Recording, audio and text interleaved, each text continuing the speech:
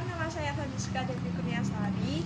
Saya merupakan mahasiswi dari Fakultas Ekonomi, Prodi Ekonomi, Universitas Angkatan Yogyakarta dengan NIM 192314008.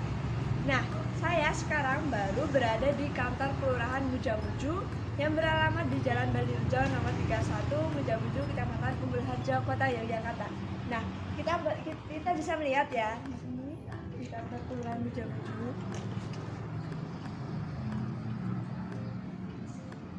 Nah, pada bagian video selanjutnya, saya akan menjelaskan terkait dengan pertumbuhan ekonomi dan stabilitas ekonomi di Indonesia. Nah, pada video selanjutnya, saya akan menjelaskan bagaimana perkembangan terkait dengan perkembangan perekonomian serta stabilitas perekonomian di Indonesia.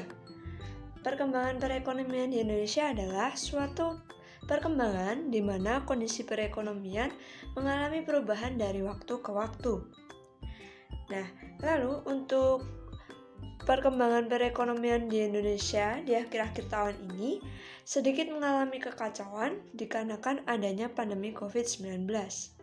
Menurut buku data Bappenas, pertumbuhan ekonomi di Indonesia pada triwulan 3 di tahun 2021 tumbuh sekitar 3,5%. Yang artinya pertumbuhan ekonomi di Indonesia didorong oleh adanya ekspor dan impor, terutama net ekspor yang merupakan sumber tertinggi. Nah, dengan demikian hal ini sangat mempengaruhi stabilitas ekonomi. Stabilitas perekonomian adalah suatu keadaan di mana keadaan ekonomi bisa menghasilkan keseimbangan serta terkendali. Di mana jika perkembangan perekonomian Indonesia mulai membaik, maka stabilitas perekonomian juga akan ikut membaik. Stabilitas perekonomian juga dipengaruhi oleh sumber daya manusia yang ada, khususnya di bidang ketenagakerjaan. Nah, jadi indikator yang paling penting dalam perkembangan perekonomian serta stabilitas perekonomian adalah yang dipengaruhi oleh sumber daya manusianya serta sumber daya alamnya. Karena jika sumber daya alam dan sumber daya manusianya itu dapat dikembangkan dan dapat digunakan dengan sebaik mungkin, maka perekonomian serta stabilitas ekonomi di Indonesia akan membaik. Nah, lalu perkembangan pertumbuhan ekonomi di Indonesia saat ini meliputi beberapa sektor seperti sektor jasa pelayanan, sektor perdagangan, dan sektor di bidang-bidang industri maupun di bidang lainnya. Pertumbuhan ekonomi di Indonesia juga dipengaruhi oleh produk domestik bruto, di mana pada triwulan 3 tahun 2021 pertumbuhan ekonomi mengalami kelambatan menjadi 3,5%. Hal ini disebabkan karena adanya penyebaran virus COVID-19 yang tidak kunjung reda, sehingga menyebabkan perekonomian di Indonesia sedikit melemah. Contoh perekonomian di Indonesia melemah adalah pada industri, jasa maupun para pedagang. Industri tersebut melemahkan perekonomian di Indonesia karena banyak industri jasa yang mengalami kebangkrutan dan para pedagang yang kehilangan para pembelinya. Sehingga pemerintah menerapkan kebijakan PPKM supaya perekonomian Indonesia bisa kembali seperti semula. Dengan diterapkan kebijakan tersebut, pemerintah berharap perekonomian di Indonesia bisa lebih meningkat lagi. Nah, lalu menurut data Badan Pusat Statistik yang berada di data Badan Pusat Statistik, pertumbuhan Indonesia pada triwulan 2 tahun 2021 di tahun 2019 hingga 2021 mengalami ketidakstabilan dalam PDB, di mana pada tahun triwulan 2 2020 pada tahun ini lonjakan kasus COVID-19 sangat meningkat ataupun melonjak.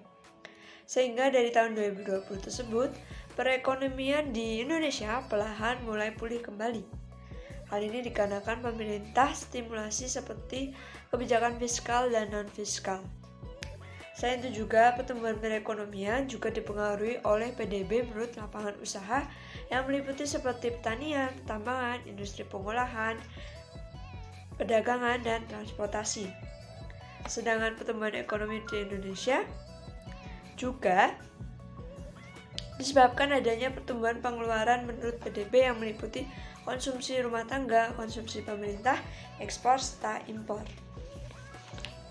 Nah, selain perkembangan perekonomian di Indonesia dipengaruhi oleh PDB, perkembangan perekonomian juga menyebabkan stabilitas ekonomi di Indonesia. Stabilitas ekonomi di Indonesia di tahun-tahun terakhir ini mengalami ketidakpastian global dikarenakan adanya perang dagang antara Amerika Serikat dan Tiongkok. Menurut Direktur Keuangan dan Strategi Bank Mandiri, Panji Irawan mengutip dari media Indonesia yang mengatakan pertumbuhan ekonomi Indonesia masih lebih baik daripada negara emerging markets lain. Dan beliau juga berharap agar langkah ini menjadi pijakan awal bagi Bank Indonesia untuk melakukan pelonggaran kebijakan moneter untuk mendorong pertumbuhan nasional. Selain itu, dikutip dari media Indonesia, Gubernur Bank Indonesia meyakinkan para investor kesempatan yang baik untuk melakukan investasi di Indonesia. Hal ini dikarenakan kondisi Indonesia masih tetap stabil di tengah berbagai tantangan perekonomian global. Yang kedua, komitmen kuat pemerintah untuk mengakselerasi reformasi struktural termasuk di infrastruktur, industri, fiskal, hingga ekonomi dan keuangan digital. Nah, sehingga dengan adanya aturan kebijakan moneter tersebut dapat memperbaiki stabilitas ekonomi di Indonesia. Hal ini penting dilakukan karena dapat menjaga kestabilan perekonomian, meskipun kestabilan ekonomi di Indonesia belum seluruhnya stabil. Pemerintah meningkatkan alokasi anggaran baik untuk penanganan kesehatan, perlindungan sosial, maupun dukungan pemulihan sektor usaha. Selain itu juga, Bank Indonesia juga terus mengoptimalkan kebijakan agar stabilitas yang meliputi sistem keuangan, sistem makroekonomi, ke arah perbaikan ekonomi nasional yang lebih baik. Selain upaya dari pemerintah ataupun bank, diharapkan masyarakat Indonesia pun bisa terlibat dalam menstabilkan perekonomian. Dengan demikian, kestabilan ekonomi bisa perlahan pulih dan perlahan membaik. Perkembangan perekonomian Indonesia juga dipengaruhi oleh kondisi tentang terkait dengan ketenagakerjaan. Di mana ketenagakerjaan ini yang paling penting. Hal ini dikarenakan jika para masyarakat bekerja, maka mereka dapat memperbaiki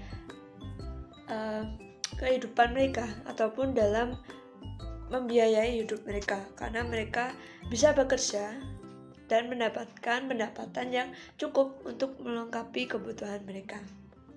Nah, lalu untuk tantangan serta prospeknya yaitu untuk pertumbuhan perekonomian ataupun perkembangan perekonomian di Indonesia serta kestabilitas ekonomi di Indonesia masih menghadapi tantangan di mana adanya lonjakan penyebaran virus COVID-19 yang tidak kunjung hilang, sehingga berdampak pada sektor-sektor penting di perekonomian Indonesia. Selain adanya dampak tersebut, baru-baru ini perekonomian Indonesia juga diguncang karena adanya perang di Amerika Serikat dan di Ukraina, sehingga terjadi inflasi yang cukup tinggi. Nah, dari data di atas, perkembangan perekonomian Indonesia dari tahun ke tahun juga mengalami peningkatan ataupun penurunan yang cukup drastis. Hal ini dikarenakan adanya penurunan atau kenaikan dari harga domestik produk. Nah, untuk prospeknya, pemerintah sudah mengupayakan kebijakan agar perekonomian di Indonesia tidak mengalami kemerosotan yang cukup curam. Selain itu juga, perkembangan perekonomian di Indonesia juga berhubungan dengan kestabilitas perekonomian. Kestabilitas ini meliputi kestabilitas keuangan, makroekonomi, ataupun mikroekonomi, dengan tujuan memperbaiki kestabilan ekonomi nasional. Nah, jika perkembangan perekonomian Indonesia merosot, maka kestabilan perekonomian juga akan merosot dan tidak akan seimbang. Dengan demikian, stabilitas perekonomian dan perkembangan perekonomian sangat berhubungan dengan kuat untuk memajukan kesejahteraan ataupun untuk memajukan di negara Indonesia.